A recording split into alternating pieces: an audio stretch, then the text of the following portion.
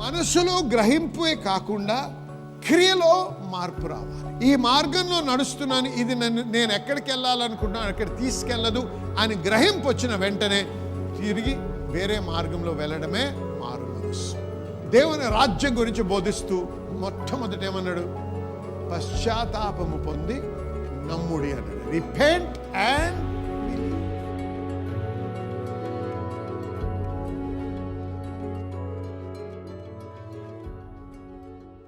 నన్ను గణపరచు వారిని నేను గణపరచెదను. నన్ను తృణీకరించువారు తృణీకారమొందుదురు. చూసారు, దేవుణ్ణి తృణీకరించినట్టయితే వారు దేవుడి చేత తృణీకరించబడతారు. అందుకే దేవుని హత్తుకొని మనం జీవించడం నేర్చుకోవాలి. దేవుడే మనకు ప్రాముఖ్యమై ఉండాలి, యేసే మనకి ప్రాముఖ్యమై ఉండాలి. ఆయన గణపరిచే జీవితం మనం జీవించాలి. దేవుణ్ణి మనం విసర్జించకూడదు. విసర్జించినట్టయితే ఏమవుద్దో చదవండి, చూస్తాం ఒకసారి. మొదటి దినవృత్తాంతం 28వ అధ్యాయం 9వ వచనం. ఇక్కడ దావీదు తన కుమారుడైన సొలొమోనుతో మాట్లాడుతూ ఈ విధంగా చెప్తా ఉన్నాడు, వినండి. సొలొమోనా, నా కుమారుడా, నీ తండ్రి యొక్క దేవుడైన యెహోవా అందరి హృదయములను పరిశోధించువాడును, ఆలోచనలన్నిటినీ సంకల్పములన్నిటినీ ఎరిగిన వాడునై ఉన్నాడు.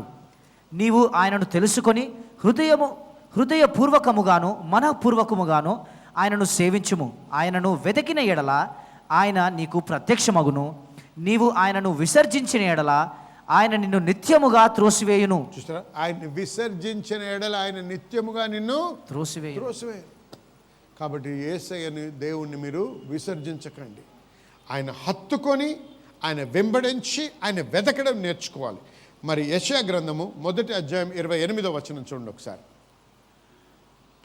అతిక్రమము చేయువారును పాపులను నిశ్శేషముగా నాశనమగుదురు, యెహోవాను విసర్జించువారు లయమగుదురు. చూసారా, యెహోవాని విసర్జించువాడు లయమగును. దేవుణ్ణి విసర్జించకండి. ఇర్మియా గ్రంథము 17వ అధ్యాయము 13వ వచనం. ఇశ్రాయేలునకు ఆశ్రయమా, యెహోవా నిన్ను విసర్జించు వారందరూ సిగ్గునొందుదురు. చూసారా, యెహోవాని విసర్జించు వారు సిగ్గునొందెదరు.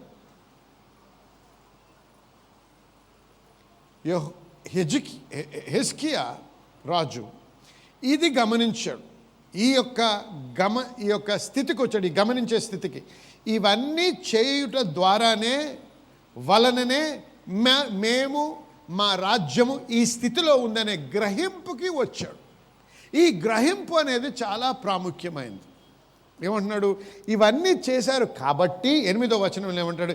ఇందు నిమిత్తమై, అందుచేత యెహోవా యూదా వారి మీదను యెరూషలేము కాపురస్తుల మీదను కోపించి మీరు ఇవి చేసినందుకు యెహోవా కోపించి మీరు కన్నులారా చూచినట్లుగా వారిని ఆయన భీతికిని విస్మయమునకును నిందకును ఆస్పదము చేసెను.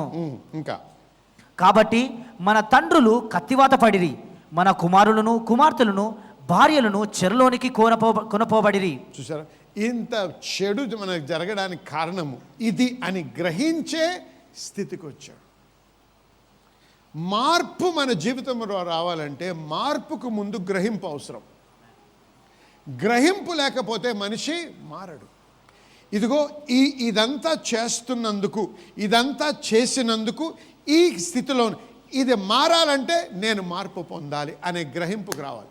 చూడండి, లూకా సువార్త 15వ అధ్యాయంలో చదివినట్టయితే మరి తప్పిపోయిన కుమారుడి యొక్క కథ ఉంది. అక్కడ 15వ వచనంలో అంతా ఉన్న ఆస్తంతా కోల్పోయిన తర్వాత పందులను కాసేటప్పుడు పందులకు పెట్టే తిండి తినే స్థితికి వచ్చాడు. అప్పుడు 17వ వచనంలో ఏం రాయబడిందో ఒకసారి చదవండి. అయితే బుద్ధి వచ్చినప్పుడు చూసారా, బుద్ధి వచ్చింది ఆయనకి. అంటే గ్రహింపు వచ్చింది. ఏమి గ్రహింపు వచ్చింది? చదువు. బుద్ధి వచ్చినప్పుడు వాడు, నా తండ్రి యొద్ద ఎంతో మంది కూలివాండ్రకు అన్నము సమృద్ధిగా ఉన్నది, నేనైతే ఇక్కడ ఆకలికి చచ్చిపోవచ్చున్నాను. ఒక గ్రహింపు వచ్చింది. ఏ మనిషి అయినా మార్పు పొందాలంటే ముందు గ్రహింపు అవసరం. నేను పాపిని అని గ్రహించకపోతే వాడు మారు మనసు పొందడు.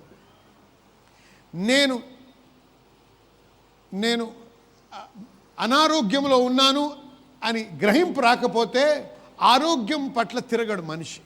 ఇదిగో ఇది తినుట వలన నాకు ఈ అనారోగ్యం వచ్చింది, అయితే నేను మారాలంటే అది తినడం మానేయాలి అనే గ్రహింపు రావాలి. అవునా కాదా చెప్పండి? ఆమేన్.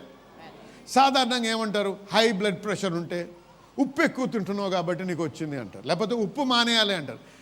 నాకు లేదు అని చెప్పేవాడు ఆ గ్రహింపు లేకపోతే తింటానే ఉంటాడు. గ్రహింపు వస్తే మనసు మార్చుకొని రుచి ఉన్నా లేకపోయినా తినడం మొదలు పెడతాడు. అర్థమవుతుంది ఉదాహరణ? అలాగే ఆ గ్రహింపు వచ్చింది ఎవరికి? హిజ్కియాకి. ఏం గ్రహింపు వచ్చిందండి? ఇవన్నీ మేము చేసి దేవుణ్ణి విసర్జించినందుకు, మందిరం యొక్క ద్వారములు మూతవేసి, ప్రార్థన ఆరాధన మానివేసి, దహన బలులు అర్పించడం మానేశాం కాబట్టే ఈ విపత్తు మనకు వచ్చింది అనే గ్రహింపు వచ్చింది. అలాగే ఆ యొక్క తప్పిపోయిన కుమారుడు ఎప్పుడైతే గ్రహించిన తర్వాత మారు మనసు వచ్చింది. గ్రహింపు లేకుండా మారు మనసు రాదు. ఈ గ్రహింపు వచ్చిన తర్వాత మనసులో ఒక నిర్ణయం తీసుకున్నాడు. ఏమని? ఇప్పుడు నేను నా తండ్రి ఇంటికి వెళ్తాను, ఏమన్నా కానీ. చూసారా? అది మారు మనస్సు అంటే. మారు మనస్సు అంటే ప్రభా నన్ను క్షమించు, నేను తప్పు చేశానని కాదు. If my people who are called after my name will repent and turn from their wicked ways, అంటే మారు మనస్సు పొంది ఆ యొక్క చెడు మార్గముల నుంచి వెనుతిరిగినట్లయితే. చూసారా? అంటే మనసులో గ్రహింపే కాకుండా క్రియలో మార్పు రావాలి. ఈ మార్గంలో నడుస్తున్నాను, ఇది నేను ఎక్కడికి వెళ్ళాలనుకుంటున్నాను అక్కడ తీసుకెళ్ళదు అని గ్రహింపు వచ్చిన వెంటనే తిరిగి వేరే మార్గంలో వెళ్ళడమే మారు మనస్సు. ఆమేన్. అందుకే యేసయ్య వచ్చి వాక్యం బోధించడం మొదలుపెట్టినప్పుడు దేవుని రాజ్యం గురించి బోధిస్తూ మొట్టమొదట ఏమన్నాడు? పశ్చాత్తాపము పొంది నమ్ముడి అన్నాడు. Repent and believe. ఏం నమ్మాలి? వాక్యము నమ్మాలి. ఎప్పుడైతే ఈ తప్పిపోయిన కుమారుడు మారు మనస్సు పొంది తండ్రి దగ్గరకు వచ్చి, అయ్యా నీ పనివారి వలె నన్ను అంగీకరించంటే తండ్రి ఏం చేశాడు? నా కుమారుడు నువ్వు అని చెప్పి తిరిగి హెచ్చించాడు ఆయన. Amen. Restoration and elevation. Amen. చెప్పండి. Restoration and elevation. ఈ రెండు జరిగాయి. ఆయన కోల్పోయిన స్థితికి తిరిగి రప్పించి ఆయన ఉన్నతమైన స్థలంలోకి మళ్ళీ స్థిరపరచబడ్డాడు అధికారముతో. ఆమేన్. అలాగే హిజ్కియా ఎప్పుడైతే ఈ గ్రహింపునుకొచ్చి ఆయన మరి ఏమన్నాడో వినండి. ఇక్కడ 29వ అధ్యాయం 10వ వచనం చదువుదాం. ఏమన్నాడు ఇక్కడ చూడండి. ఇప్పుడు మన మీదనున్న ఇశ్రాయేలీయుల దేవుడైన యెహోవా మహోగ్రత చల్లారునట్లు ఆయనతో మనము నిబంధన చేయవలనని నా మనస్సులో అభిలాష పుట్టెను. చూసారా ఏమన్నాడు? ఇప్పుడు తిరిగి నేను దేవునితో నా నిబంధన స్థిరపరచుదాం అని చెప్పి ఒక నిర్ణయానికి వచ్చాడు. కాబట్టి వినండి జనులారా, ఎప్పుడైనా సరే మన జీవితం మార్పు పొంది దేవుని ఆశీర్వాదం పొందాలంటే ఎప్పుడైనా పశ్చాత్తాపంతో మొదలవుతుంది. పశ్చాత్తాపం లేకుండా నేను దేవుని రాజ్యంలోకి ప్రవేశం కూడా చేయలేవు. హల్లెలూయా. ఈ యొక్క రాజు యొక్క పరిపాలన క్రింద మరి దేశమంతా మారు మనస్సు పొంది ఆయన మరి దేవుని యొక్క మందిరం యొక్క ద్వారములు విప్పబడి తిరిగి దేవుని యొక్క ఆరాధన మొదలై అక్కడ దేవుని దహన బలులు అర్పించడం, అంతేకాకుండా పస్కా పండుగను గొప్పగా జరిపించుకున్నారు. ఇవన్నీ చేయటం ద్వారా ఆయన తిరిగి ఏం చేశాడు? ఈ యొక్క రాజ్యంలో దేవుణ్ణి గణపరచడం మొదలుపెట్టాడు. హల్లెలూయా. మీ జీవితంలో మీ గృహంలో తిరిగి దేవుడు గణపరచబడాలి.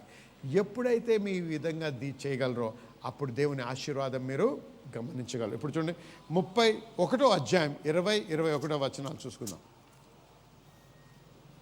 హిజ్కియా యూదా దేశమంతటను ఈలాగును జరిగించి తన దేవుడైన యెహోవా దృష్టికి అనుకూలముగాను యథార్థముగాను నమ్మకముగాను పనిచేయచ్చు దేవుడైన వచ్చెను. యెహోవా మనసుకి అనుకూలముగా, దృష్టికి అనుకూలముగా, యథార్థముగాను యథార్థముగాను, నమ్మకముగాను పని చేయొచ్చు వచ్చెను. వచ్చనా. ఇంకా చదువు. తన దేవుని ఆశ్రయించుటకై దేవుని మందిర సేవ విషయమందేమి, ధర్మశాస్త్ర విషయమందేమి, ధర్మమంతటి విషయమందేమి, తాను ఆరంభించిన ప్రతి పని అతడు హృదయపూర్వకముగా జరిగించి ప్రతి పని హృదయపూర్వకంగా జరిగించి వర్ధిల్లను. హల్లెలూయా. చూసారా, వర్ధిల్లుట ఎప్పుడు జరిగింది? దేవుని తట్టు మనస్సుంచి క్రియాపూర్వకంగా అన్ని మార్పులు తెచ్చి, ఎప్పుడైతే దేవుని వెతకడం మొదలుపెట్టి దేవునికి అనుకూలంగా చేశాడో మనసుకి, అప్పుడు ఆశీర్వాదమైన జీవితంలో ఆయన అనుభవించడం మొదలుపెట్టాడు. ఇప్పుడు 32వ అధ్యాయము 27 నుంచి 30 వరకు చూద్దాం. హిజ్కియాకు అతి విస్తారమైన ఐశ్వర్యమును ఘనతయు. ఇప్పుడు ఏ స్థితికి వచ్చాడో? అతి విస్తారమైనటువంటి ఐశ్వర్యం ఘనతయు కలిగెను. ఐశ్వర్యము ఘనత రెండు అనుభవిస్తున్నాడు. అతడు వెండి బంగారములు రత్నములు సుగంధ ద్రవ్యములను డాళ్లను నానా విధములకు శ్రేష్టమైన ఉపకరణములను సంపాదించి వాటికి బొక్కసములు కట్టించెను. ఎంత సంపాదించడం, వాటిని దాచుకోవడానికి గృహాలు కట్టాల్సి వచ్చింది. ధాన్యమును ద్రాక్షరసమును తైలమును ఉంచుటకు కోట్లను, పలు విధముల పశువులకు శాలలను మందలకు దొడ్లను కట్టించెను. మరియు దేవుడు అతనికి అతి విస్తారమైన కలిమి దయచేసినందున విస్తారమైన కలిమిని దయచేసినాడు. ఎవరు? దేవుడు. మరి తన తండ్రిదేమైంది? మొత్తం నాశనమైంది. కానీ ఇక్కడ దేవుడు ఆయన్ని విస్తారంగా ఆశీర్వదించాడు. దయచేసినందున పట్టణములను, విస్తారమైన గొర్రెల మందలను, పశుల మందలను అతడు సంపాదించెను. ఈ హిజ్కియా గీహోను కాలువకు ఎగువను కట్టవేయించి దావీదు పట్టణపు పడమటి వైపునకు దాని తెప్పించెను. హిజ్కియా తాను పూనుకొనిన సర్వ ప్రయత్నముల యందును వృద్ధి పొందెను. హల్లెలూయా. హిజ్కియా తాను పూనుకొనిన ప్రతి పనులలో వృద్ధి పొందెను. హల్లెలూయా. ఇంగ్లీష్లో ఉంది, హిజ్కియా prospered in all his works. ఒకటి కాదు, అన్ని విషయాల్లో కూడా వర్ధిల్లడము ఆయన అనుభవిస్తూ వచ్చాడు. ఎందుకు? ఆయనకి ఎటువంటి హృదయం అండి? దేవుణ్ణి సంతోష పెట్టాలి అనేటువంటి హృదయం, దేవుణ్ణి గణపరచాలనేటువంటి హృదయం. తన రాజ్యం తన హృదయంలోనే, తన జీవితంలోనే కాదు, తనకి పరిపాలన ఎంతవరకు ఇచ్చాడో దేవుడు అంతటా కూడా దేవుడు గణపరచబడాలి, జనులందరూ దేవుని ఆరాధించాలి అని కాకే, అంత మాత్రమే కాక మందిరము, దేవుని యొక్క మందిరాన్ని ఆయన ప్రేమించి దేవుని యొక్క మందిరాన్ని స్థిరపరిచి మరి అక్కడ మళ్ళీ తిరిగి దేవుడు ఆరాధించే విధంగా ఆయన మరి స్థిరపరిచాడు. హల్లెలూయా. గమనించండి జనులారా, దేవుని యొక్క మందిరం పట్ల కూడా ఆశ ఉండడం చాలా ప్రాముఖ్యం. దావీదు మహారాజు ఉన్నాడు, ఆయన గొప్ప ప్రవక్త, రాజే కాదు ప్రవక్త కూడా.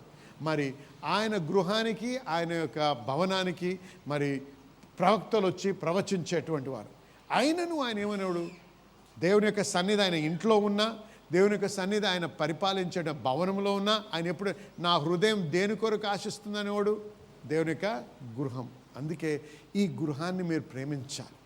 దేవుడు మిమ్మల్ని ఎక్కడైతే స్థాపించాడో అది మీ గృహం. దేవుని గృహం అంటే ఏంటి? బిల్డింగ్ కాదు, మనము జనులం. హల్లెలూయా. దేవుని యొక్క శరీరమైన మనం. అందుకే ఒకరినొకరు బలపరుచుకుంటూ, ఒకరి కొరకు ఒకరు ప్రార్థన చేస్తూ, ఈ సంఘం ఇంకా బలపడడం గురించి ప్రతి ఒక్కరు కూడా ఈ మందిరంలో మీరు పని చేయాలి. ఆమేన్. అది కూడా దేవుని ప్రేమించుట అనేది చాలా ప్రాముఖ్యం. ఈ ప్రేమ ఏ విధంగా వ్యక్తపరుస్తాము? క్రియాపూర్వకంగా. నా భార్య దగ్గరికి వెళ్ళి నేను ప్రతిరోజు నేను ప్రేమిస్తున్నాను ఒక బట్ట కూడా కొనియకుండా, తినడానికి డబ్బు ఇవ్వకుండా ఉంటే అది నిజమైన ప్రేమ? లేకపోతే ఇంత డబ్బు తీసుకెళ్ళి ముఖాన్ని కూడా నేను ప్రేమిస్తున్నానని చెప్పి నడిస్తే అది ప్రేమ కాదు కదా. కానీ ప్రేమ అంటే అది వ్యక్తపరచాలి, మనం చూపించాలి, క్రియాపూర్వక. అలాగే దేవా నువ్వు అంటే ప్రేమ అని చెప్పి పాటలు పాడేస్తుంటాం మనం, కానీ దేవుని యొక్క సంఘంలో ఒక పని చేయమంటే ఒక్కడు ముందుకు రాడు. చూసారు, అది ప్రేమ కాదు. ఎలాగైనా దేవా నాకు నువ్వు ఇస్తున్నటువంటి ఈ గొప్ప దీవెనకు మీకు స్తుతి చెల్లిస్తున్నాను. కాబట్టి ప్రభువా, మీ యొక్క సంఘములో, మీ యొక్క శరీరంలో, మీ యొక్క భవనంలో, మీ యొక్క మందిరంలో ఈ పని చేయాలి అనే ఆశ మీ హృదయం నుండి మీరు చేసినట్టయితే ఖచ్చితంగా మీరు దేవుని యొక్క దీవెన మీ జీవితాల్లో మీరు అనుభవించగలరు. హల్లెలూయా. గమనించండి, దేవుని మందిరాన్ని మనం ఎప్పుడు కూడా మనము నెగ్లెక్ట్ చేయకూడదు, అంటే విసర్జించొద్దు, నిర్లక్ష్యంలో మనం ఉండకూడదు. ఎందుకంటే హగ్గై ప్రవక్త రాస్తూ ఏమనంటే, దేవుడు ఏమన్నాడు, మీరు మంచి గృహాల్లో జీవిస్తూ నా గృహము కట్టబడని రూయిన్స్, అంటే చితికిన స్థితిలో ఉండడం అది సరి అయిన విషయమేనా, ఆలోచించండి అన్నాడు. ఏమన్నాడు, మీరు ఏమి చేస్తున్నా మీకు ఫలితం లేదు. మొదటి 4 వచనాలు 6 నుంచి 11 వచనాలు చదవండి మీరు, హగ్గై మొదటి అధ్యాయం. అక్కడ మీకు ఖచ్చితంగా గమనిస్తారు. దేవుడు ఏమన్నాడు, అన్నీ ఆపి కొండ మీదకి వెళ్ళి కర్రలు పట్టుకొచ్చి ఆ చెట్లను పట్టుకొచ్చి కోసి మందిరాన్ని కట్టండి ముందు అన్నాడు. ఎప్పుడైతే దేవుని మందిరం పట్ల మనం ఆశ వ్యక్తపరుస్తామో దేవుడు మన గృహాల పట్ల మన దీవెనను పంపిస్తాడు. హల్లెలూయా. కాబట్టి జనులారా వినండి, మనంతట మనం ప్రార్థన చేసుకుని, మనంతట మనం బైబిల్ చదువు, సండే ఆదివారం గుడికి వచ్చి అబ్బా అంతా బాగుంది కదా అనుకుంటే సరిపోదు. దేవుని యొక్క గృహము కొరకు కూడా మనము కష్టపడాలి, ప్రయాసపడాలి, బలపరచాలి, కట్టాలి. అర్థమైన వారు ఆమెను చెప్పండి. ఇవన్నీ చేసినందుకు హెజ్కియా ఎంతగానో ఆశీర్వదించి దీవించబడ్డాడు. దేశమంతా మారింది. అంతేకాకుండా తిరిగి యూదా రాజ్యానికి ఒక గొప్ప ఘనత అనేది స్థిరపరచబడింది. ఈ విధంగా యూదా, హిజ్కియా ఇద్దరు కూడా దీవించబడి అందరి దృష్టిలో కూడా హెచ్చింపబడ్డారు. అలాగే మనకి ఎప్పుడైతే దేవుని పట్ల హృదయం, ప్రేమించే హృదయం, ప్రాముఖ్యత దేవునికి ఇస్తూ ఆయన వెంబడించి ఆయన ఘనపరుస్తామో, ఎప్పుడైతే ఆయన స్వరమును విని ఆయన వాక్యానికి లోబడి జీవిస్తామో ఖచ్చితంగా దేవుని దీవెన ఆశీర్వాదం అనుభవిస్తూ హెచ్చింపుని కూడా మనము అనుభవించగలం. అర్థమైన వారు ఆమెను చెప్పండి ఒకసారి. దేవుడు మిమ్మల్ని దీవించును గాక. ఆశీర్వదించబడ్డారా?